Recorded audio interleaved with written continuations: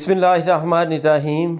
जैसे हमारी ज़िंदगी के साथ सांस चलते हैं, इसी तरह आपकी ज़िंदगी में आपका टाइम टेबल बहुत ज़्यादा अहमियत रखता है। मैं इसको डिफ़ाइन करता हूँ। एक आदमी रात को लेट सोता है, यानी उसके घर मेहमान आ गए, या उसको टीवी पे बिज़ी है, सोशल मीडिया पे बिज़ी है, किसी से चैट पे बिज़ी है।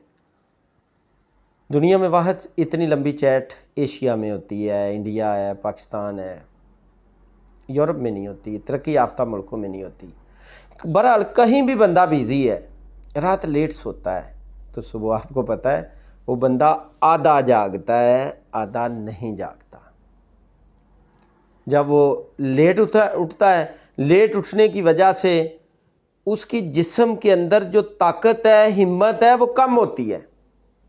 लेट उठता है, प्रॉपर तैयारी नहीं करता, प्रॉपर फ्रेश नहीं होता, अपनी ड्यूटी पे सही तरह नहीं जा पाता, अपना काम सही तरह नहीं कर पाता। जो भी उसको उसका सीनियर पूछता है काम, तो वो इधर उधर के बहाने डालता है, या वो छुट्टी करता है। छुट्टी के लिए वो किसी को, माँ को बीमार करता है, बीवी को करता है, बहन को करता है। वजह क्या होती है कि कल मेहमान आए हुए थे घर में। यार मेहमानों को एक प्रॉपर टाइम तक मिले, उनकी खिदमत करें, जूता उतार के भागें उनके लिए, आगे पीछे उनकी बड़ी खिदमत करें। लेकिन एक टाइम के बाद उन्हें कहें सुबह मैंने उठना है यार 5 बजे, मैं तहज्जुद भी पढ़ता हूँ, मैंने नमाज़ पढ़नी है यार, मेरी वर्किंग है, मेरा काम है, ड्यूटी पे जाना है, सो जाए। दुनिया में इतने लंबे मेहमान भी कम ही जगह पे जाते हैं। लोग एक टाइम के लिए जाते हैं, 2 घंटे के लिए, घंटे के लिए, आधे घंटे के लिए, फिर लोग भाग जाते हैं अपने कामों की तरफ।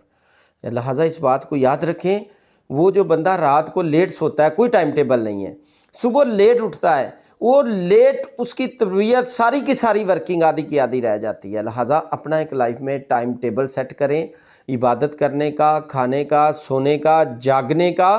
कामयाब लोगों की लाइफ में टाइम टेबल 100% मैटर करता है। निकम्मे लोगों का कोई टाइम टेबल नहीं होता। लिहाजा आपने कामयाब लोगों को फॉलो करना है।